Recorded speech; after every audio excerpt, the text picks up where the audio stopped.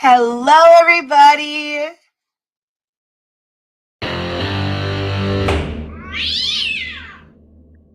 We're next taking up the case of People of the State of Michigan versus Amber Knopf.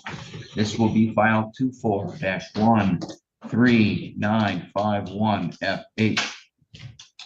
Appearances, please. Good morning, Your Honor. Michael Doby for the People. Thank you, Mr. Doby. Robert Hartel from Ms. Knopf is being brought out as we speak, Your Honor. All right, thanks. Oops. All right. We're here today for a final pretrial conference. Ms. Knopf has been escorted here into the courtroom. What are we doing today, Mr. Hartel? No resolution at this time. All right. One moment. All right. Is that your understanding as well, Mr. Doby?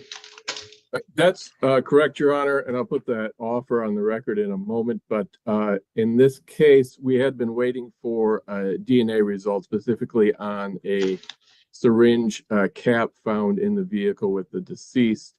We have not received that. I talked to the lab yesterday. The status is that the testing is done, but it needs to be reviewed. They could not give me a timeline that on that, a day, a week, a month. So I was messaging with Mr. Hartel about that yesterday. The people are going to ask for an adjournment to obtain that evidence, which I think we spoke last time, could cut either way, be inculpatory or exculpatory, or mean very little. We don't know till we have it. But I believe that the defendant would not be stipulating to that. Nevertheless, I'm asking the court for that adjournment. Right. Mr. Hartel, your response to that question? Yes, Your Honor, thank you. After conferring with my client earlier and just confirming right now to be extra safe, she's confirmed that she would not wish me to stipulate to adjourn, but we respect the court's authority in this matter. All right. Looks like this case here originates from an offense that occurred allegedly on or about November 17th of 2023. Charges were filed on August 27th of 2024. There was an arrest date on that same date. Has she been in pretrial confinement the entire time? She bonded out briefly, then her bond was revoked. When was that, you know? I believe it was February 5th. She was out for about a week, if I recall correctly, Your Honor. All right. Was this syringe something found in the location where the person passed away? Yes, Your Honor. It was recovered from the vehicle where the deceased was also located. When was it sent to the lab? That I don't know off the top of my head. Let me see. I know that we got the preliminary. It was just in January that we got the preliminary testing that there had been blood found on it, but I don't know the let's see, lab report. The lab shows that it was received by them on January 23rd of 2025. All right. Well, we are beyond our 180-day speedy trial clock. The defendant is facing a very significant charge. It itself is not a life offense. However, based upon the fourth habitual enhancement, she does face up to the potential of life within the discretion of the court. And the lab has had the item now for a little over about 100 days. My bigger concern is that it took 5 months to send it to the lab after the charges. I highly suspect if I were to look at a police report, it was gathered in November 2023, which means law enforcement sat on the item for over a year. Don't know why. Part of my issue here is I tend to get weak requests for adjournments without a full picture of the case, because I think people like waiting until forever and just think the courts are always going to do this and give adjournments repetitively. And I'm already told the lab report is done. They're just waiting for somebody else to review it. Well, let's hope they can get it reviewed quickly. This court will not adjourn the case without a written motion explaining to me why it took so long to get the item from wherever it was retrieved into evidence from the lab, or from the evidence locker to the lab, and then why it took the lab longer to get it done. So this motion will, this case will remain on trial for its currently set trial date, unless there is a motion. And because I am not here beginning April 22nd through the end of that week, you might want to file the motion quickly. Thank you. We are. Your Honor, may Yep, go ahead.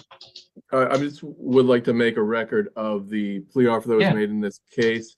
So there was an offer originally made by the prosecuting attorney for Wexford County. Since we've taken over the case, we are honoring that offer, and it is to plead to count 1, concealing the death of an individual, and an added count 4 of delivery of a narcotic less than 50 grams and habitual offender second.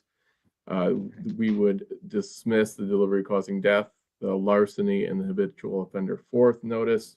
And just by my preliminary calculations of the guidelines under that offer, it would bring the guidelines from 126 to 420 months down to 10 to 28 months. It is my understanding that at this time the defendant is not interested in taking that offer. Just making a record. All right, I do appreciate that. Obviously, I can't make any statement as to the it, but I do appreciate making that record today. Thank you. We're adjourned. Thank you, Your Honor. Thank you. All right. We're down to people of the state of Michigan versus Christopher Frosty. File numbers are 24-13957 and 78. FC. Appearances. Sharon Park, Your Honor, Assistant Attorney General on behalf of people. And I'm Jeff Harrison. I'm here on behalf of Christopher Allen Frosty. He's joined me at the table. Thank you. You may all be seated. All right, folks, we are here today for a final pretrial conference. I'm going to take a quick look here at the file.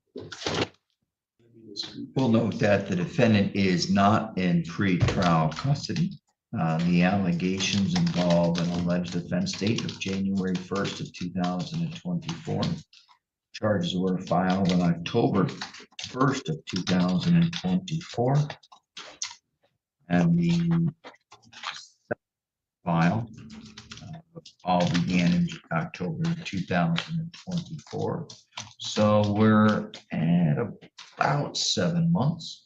I also see here filed yesterday was a people's notice to admit evidence pursuant to MCL 768.27 alpha. A moment. Okay. Mr. Harrison, did you receive a copy of that notice? I did, Your Honor. I will represent to the court that I obviously haven't spent a lot of time reviewing it. I did look at it. It appears to be a fairly straightforward request based on the language of the statute supporting case law. However, even in that, I would call it a brief that they filed. There is a reference to the balancing test under 403. So, hold on. Do you intend to file an objection? I do intend to file an objection. That means, Motion in limine. and that means you need to request a second thing. Yeah, an What's that one? adjournment, unfortunately, but I hate that word, so it's It's hard to come out and, I've tried to disparage the use of that word extensively. well, That's okay.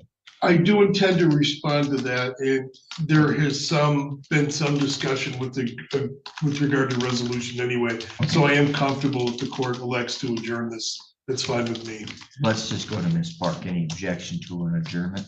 I have no objection, Your Honor. I was informed that one of the necessary witnesses on the witness intimidation portion of the case is actually going to be at training that entire week. What kind of, was it? I don't know anything about it. Was it a police officer or something? Yes, Oh, okay. the investigating officer of that file. Oh, all right. So let's make a couple of discussion points here. Number one, I do think we talked about this at the last time. We had the other case with Ms. House from the AG's office here. And I'm pretty sure I said make sure that you've noticed through the file any 768 issues. And so Ms. Park filing this, I find is responsive, and I'm going to say timely based upon within the 15 days prior to a trial date. She filed it relatively quickly after they took over the file. The defendant is not in pretrial custody. All they have to do is file the notice within 15 days according to the rules. They've done that. And instead of wasting everybody's time at a trial to take a break and run through a hearing, I think it's appropriate for each party to test the waters, put the witness on the stand, either here or via Zoom, and see if that evidence would be admissible. Yeah. There are, Mr. Frosty, a couple rules. Well, technically, one's a rule of evidence and one is a statute, which means they have different weight. Well, I'm not going to bore you with what that means, but I'll just tell you that a rule, or one's a rule of evidence. Rule of evidence 404B says we can't use prior alleged bad acts to show that a person acted in conformity. Therefore, he or she is guilty. For instance, you know, if one was charged with stealing and they once had stolen a pack of gum, you really can't use that to say, well, once a stealer, always a stealer. There is an exception, and this kind of case is an exception underneath the statute. There are certain kinds of cases, such as this one, where prior acts may be used to show propensity. So that means really strong type of evidence, and there's a great deal of importance in my ruling on whether or not it's admissible. And Mr. Harrison's head shaking and all that, I understand. I've spent most of my career in that side of the courtroom. I sure as heck would want to test the waters ahead of time. Therefore, the court will grant the motion to adjourn. The court will direct that Mr. Harrison needs to file his objection and the party need to have it set for a hearing promptly. So we'll go ahead and adjourn the trial. I'll put it out. I'm going to say, just put a note on here, no other pre-trials for the next month to give you guys the time to organize to get your witness or witnesses and so forth. Does that sound good, Ms. Park? Any objection? No objection, Your Honor. How about you, Mr. Harrison? I have no objection, Your Honor. I appreciate the discretion. Your Honor, in light of that, could I revive my request to remove the required drug testing as a condition of Mr. Frosty's bond? All right, take a quick look here. Vaguely remember you mentioning this before. I did, Your Honor, and the rationale for the continuation or the imposition of the drug testing requirement was there was an allegation by the victim that Mr. Frosty had provided her with marijuana. And in as much as we dispute that allegation, the point I made then, and I'd like to revive now, is that we don't think the presence of, or it's not that he wants to use drugs, Your Honor, it's just a financial, he lives in Alpena. It's very difficult for him to find replacement facilities in that neck of the woods. And his only other alternative would be to drive for 3.5 hours, thereabouts, to test on any given date, which would put him well outside the appropriate testing window. I just don't see the utility in continuing that beyond that which has already occurred. He's made an ample demonstration that he's not using drugs or alcohol. Ms. Park? Your Honor, due to the facts of the case and the allegations, the people object to that. I do have a separate bond matter that I would like to address, once the court makes a decision on this. Okay. Just go ahead. Okay. Received a police report of the defendant having third-party contact with the victim's mother and the victim of the witness intimidation charge, Liliana Frosty. There was no contact order. According to the police report, when Mr. Frosty was having his Zoom parenting time, I believe, with their child in common, he indicated to the daughter to let his mother know that he was sorry that her father had passed away. He wished that they could speak. Obviously, that technically does violate the order. I've spoken to Mr. Harrison. He assured me that he is going to be speaking to his client to indicate that that is not allowed and to not do it again. And in lieu of that, the people have decided not to file a bond violation in that matter. But I just want it noted for the record. All right. Thank you.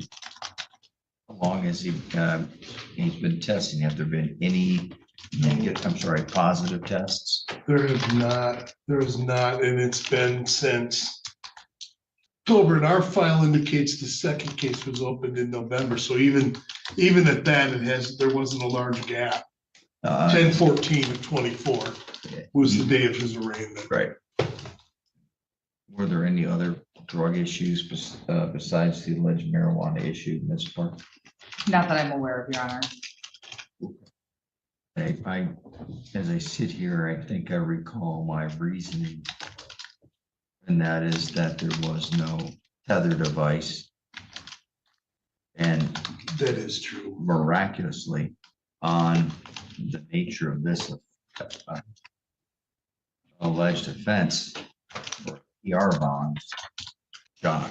Well, I would, in part, I guess, attribute that to the fact that he has zero criminal history. Right. And by zero, I mean, it doesn't even appear that he's got a speeding ticket. That may not be true. I explained to Mr. Frosty that caused me to do a quadruple take, not just a double take, because of the rarity of that example. And that may have been what impressed the district court as well. Prelims were waived, right? No wait. Prelim in There was a prelim in the witness case. There was none in the CSC case. the court will grant the bond modification motion. Thank you. Yeah, hold on. All right, thank you. Nothing further. Thank you. Your Honor. Yeah, I'm sorry. I'm sorry. You say something, Park? Oh, no, I said thank you, Your Honor. All right, thank you very much. Oh, Charlie. Thank you for being here. I would be nothing without you guys. Don't ever forget that. Without you guys, I'd have no reason to be here. I am so grateful for every one of you that show up for me. I love you all, and I appreciate you guys more than you'll ever know. Thank you for being here. Be safe, be well, sleep sweet, and much love.